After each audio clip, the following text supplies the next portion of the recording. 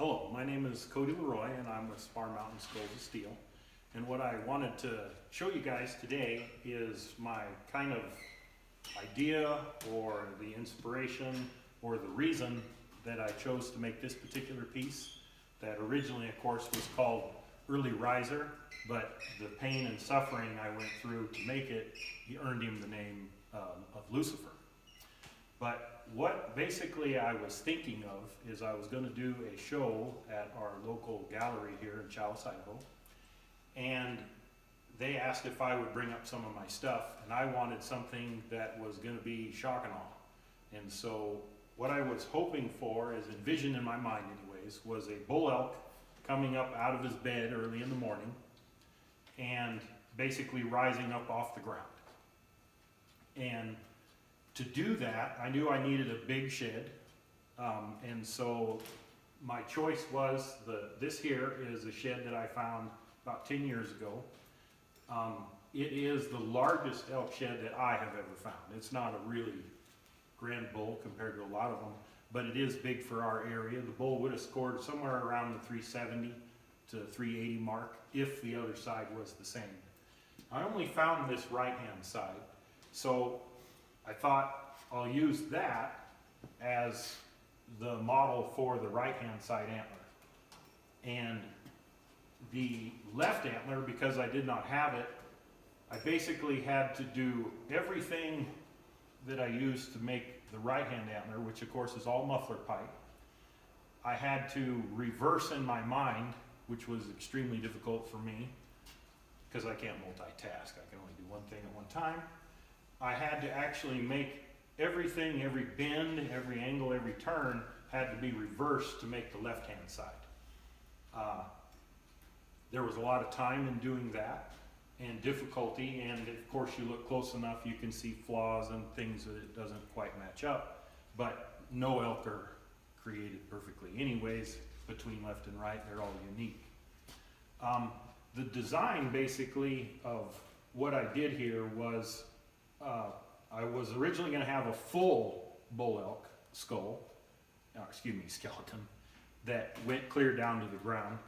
But then as I started building it, I thought, well, this is supposed to be a piece of art. Why don't I actually have it looking like the bull elk is actually coming up out of the ground? And so the back of the piece here is actually muffler pipe also, been split.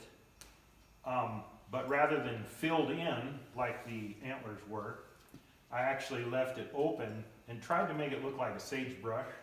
Bear with me.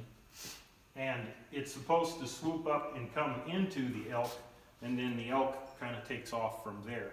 You'll notice that the ribs, the back ones, I actually opened it up into strips and then tried to make it look like the ribs were actually coming up out of the ground, along with the sagebrush as it sweeps into the back of the spine. The front, I went ahead, this of course is all made out of muffler pipe that I tried to do it to the best realism I could with real bone, but complete the whole thing clear down to the hooves as it comes up to the deal.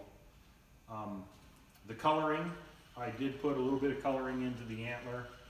Hindsight, I would have left a little bit more metal on the antlers to try to make it look more like the actual real veins of that the elk shed looks like. But the time that it took to make this piece was in the range of 4 to 5 months. I did, I think, get shock and awe to come out of it, my main reason for making it. But it's kind of big, and so what my thought on it was is it would be good for like the front of a sporting goods store, maybe an outfitter's cabin or office. Something like this would be really neat inside of. Heck, I even thought it would look good in front of a hospital. You know, a little bit of character there. You know, maybe it would cause somebody to smile if they were feeling pain at the time. There is some unique features about this particular deal. Is the entire thing only weighs 80 pounds. That's with the head and the base. I did make this piece so the head comes off, And if you tip it at an angle, it'll actually go through a 32-inch door. So actually, you could put it on your dining room table if you wanted to, or depending upon how big your bathroom was, it would go in there too.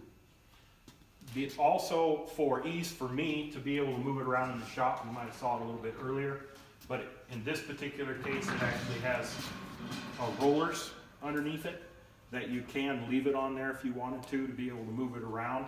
But it is designed where you can pull the bolt in the middle down here, and actually the piece comes off and then it just sets flat onto the floor if you actually had it mounted outside or anything like that. It can go outside. There's a couple of cool features about that. Because it is made out of metal and it is unprotected, it would probably begin the process of rusting, and actually that might look kind of cool. I had people ask me if it was protected to go outside. We can make it protected to go outside, but the reason I didn't is I didn't know if somebody was to purchase it, maybe they did want the rusted look. My thought on it is protect the skeleton and the antlers and the head, and then actually let the sagebrush and the base rust. I think it would look even more eye-popping. But this particular one right here right now is be better off inside a building unless it was protected of some kind. If you do have any questions about this particular piece, you can contact me on my website at my phone number, or email me. I love to answer any questions you might have, or any comments you might have about it. You can also put those on there. Make them clean. And again, I thank you for suffering through me talking, and I hope you have a great day and enjoy the rest of it. Thank you.